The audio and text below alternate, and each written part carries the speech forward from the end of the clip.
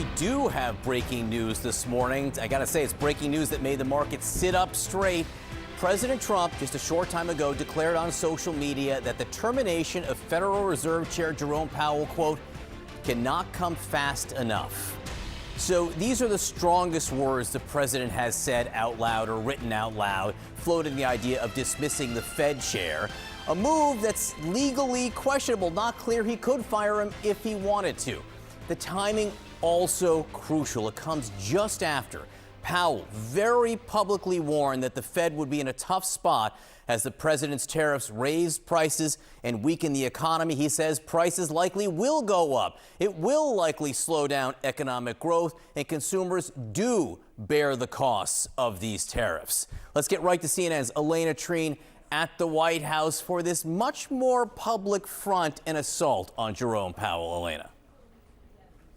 That's right. This is really, I think, a breaking point of their relationship, or really hitting a fever pitch, I should say, with what the president is saying this morning. Just to read a little bit of what he wrote. He wrote, quote, Jerome Powell of the Fed, who is always too late and wrong, he said in all caps, yesterday issued a report which was another and typical complete mess. He went on to say that Powell's termination could not come fast enough. Now, as you mentioned, John, this comes just a day after Jerome Powell spoke in Chicago yesterday and gave his starkest warning yet of the potential economic fallout of President Donald Trump's tariff policies. He said essentially that he believed tariffs would create a, quote, challenging scenario for the central bank, and really putting some of their two main goals, which is, of course, having stable inflation and also a healthy labor market, at odds. Now, just to give you a step back and give you a little more insight into the relationship between the president and Jerome Powell, it's one that has always been tense and fraught going back years now. And the president has repeatedly, and not just in this term, but also in his first term,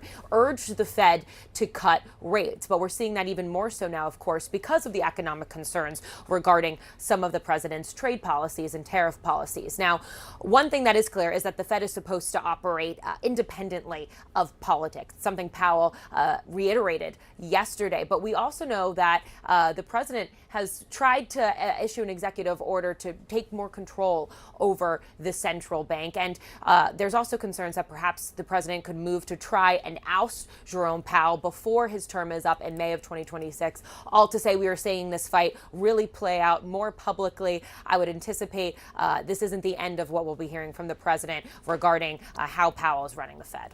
Yeah, it does not seem the president liked what Jerome Powell had to say yesterday. The president of the United States went directly after Fed Chair Jerome Powell, saying his termination cannot come fast enough. My question to you, our question to you this morning, is a simple legal one, although I'm not sure there's a simple legal answer. Is there ever? Can the president terminate the Fed chair? Well, the simple legal answer, John, is we don't know for sure. If you look at the state of law as it exists at this moment here, as we sit in April 2025, the answer is no. And that's because of a U.S. Supreme Court case that goes back to 1935 called Humphrey's Executor, which says in these multi-member agencies, these independent agencies like the FTC, the SEC, and here the Fed, the president can only remove those members for cause, meaning if the person has done a horrible job, has been absent, that kind of thing. And so that would protect the Fed chair. However, there has been a growing movement by this administration and by prior administrations to challenge that law and to say that essentially, no, it's up to the president if he wants to fire these people, and there's no limitations on why he could fire them. And John, really important to note, if the president does fire Chairman Powell, there will be a lawsuit. Obviously, the stakes will be very high, but that may not be the case that decides this, because there's another case involving the firing of other board members of other boards of the FTC and the National Merit Protection Board that's already up at the Supreme Court. The Supreme Court has not decided yet whether they'll take it, but that one's way ahead of this potential case in terms of the procedure here. But the stakes here are huge. I think it's only a matter of time before one of these cases reaches the Supreme Court, and that'll tell us exactly how much power the president has to fire the Fed chair and other independent appointees within the executive branch. I mean, I feel like we have to use Boasberg's words against you when it comes to saying that it hasn't been legally tested. I'm going to say none of their responses has been satisfactory. That is not a satisfactory response, Ellie. We need it to be cut and dry. Yes or no?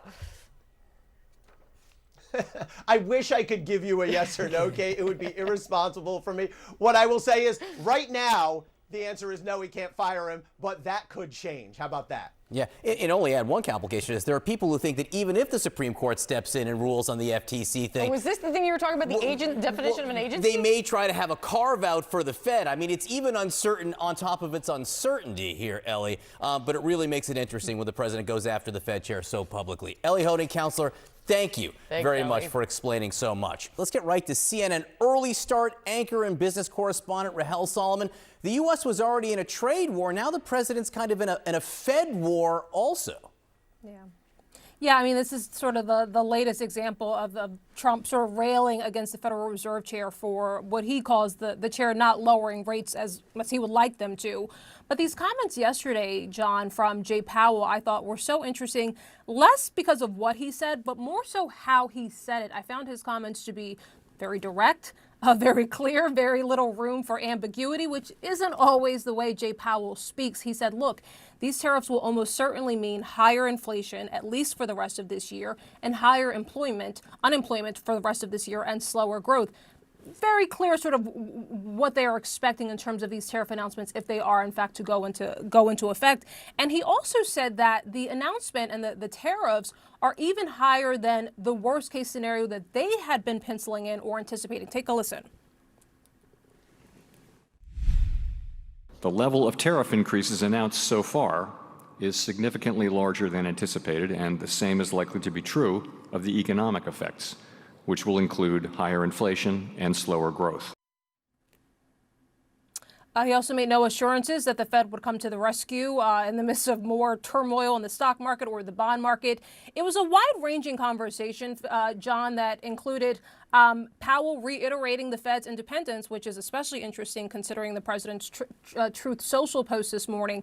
It was the only response, at least from what I could hear, the only response where he got an applause. He said, look, there is broad support in both parties for an independent Fed, and that essentially the Fed doesn't bow to political pressure no matter who is in office. I will also say that the conversation touched on some lighter topics. He said that when he's not working, he likes to FaceTime with his kids and his grandkids. And apparently, John, he likes to go to the gym. He's a big gym goer. So some moments of levity and otherwise pretty grim interview. Look, the Fed chair never skips leg day. But you make a great point, Rahel, which is that normally he speaks in these coded terms. He didn't yesterday. That was plain English that even people like me could understand. I mean, he was talking about slower growth, higher inflation, and the fact that he was going to have to do something about it and make tough choices.